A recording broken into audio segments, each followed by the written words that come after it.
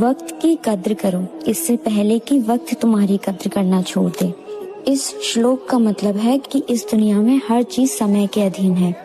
साम्राज्य बनते हैं और मिट जाते हैं, लेकिन समय कभी नहीं रुकता। कृष्ण कहते हैं कि तुम केवल अपने कर्म पर अधिकार रखते हो, समय पर नहीं। लेकिन अगर तुम सही समय पर सही कर्म नहीं करते तो वही समय तुम्हारे विनाश का कारण बनता है। समय कहता है मैं कल भी था, मैं आज भी हूँ और मैं कल भी रहूंगा, लेकिन तुम जहाँ आज हो कल वहाँ नहीं रहोगे। इसीलिए समय कभी बर्बाद मत करो, क्योंकि जो समय का सम्मान करना जानता है, समय उसे पूरी दुनिया के सामने सम्मानित करता है। जब जीवन में कठिन समय आता है या कोई नुकसान होता है तो हम अक्सर घबरा जाते हैं। अध्याय 2 श्लोक 56।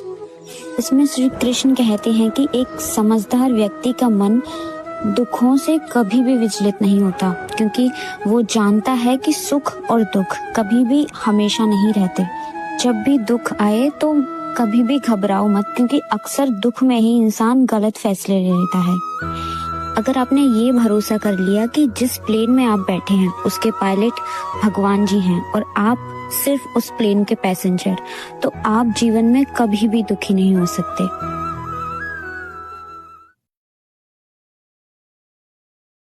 आपके सपने आपके अलावा कोई नहीं समझ सकता।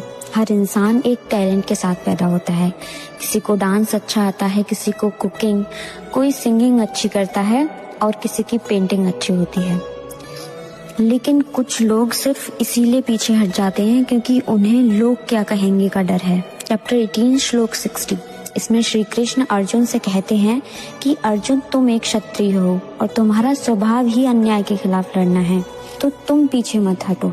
ठीक वैसे ही आपके सपने आपकी आत्मा की भाषा है। दुनिया को वो पागलपन लग सकता है, लेकिन वो विजन ईश्वर ने सिर्फ आपको दिया है, दुनिया को नहीं। आप ना करने से आप खुद को कुछ समय के लिए रोक सकते हैं, लेकिन जो काम आपके लिए बना है वो आपसे होकर ही रहेगा।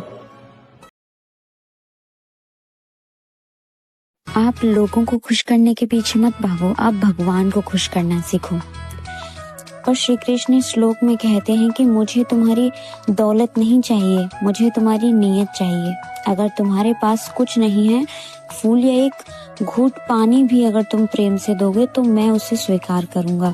श्री कृष्ण कहते हैं कि मुझसे जुड़ने के लिए किसी तामझाम की जरूरत नहीं है। जैसे एक छोटा बच्चा अपनी माँ को बस एक कंकड़ भी उठा कर दे तो माँ खुश हो जाती है, वैसे ही भगवान सिर्फ हमारे भाव के भूखे होते हैं। आप उन्हें प्रेम से जो भी दोगे वो स्वीकार कर लेंगे।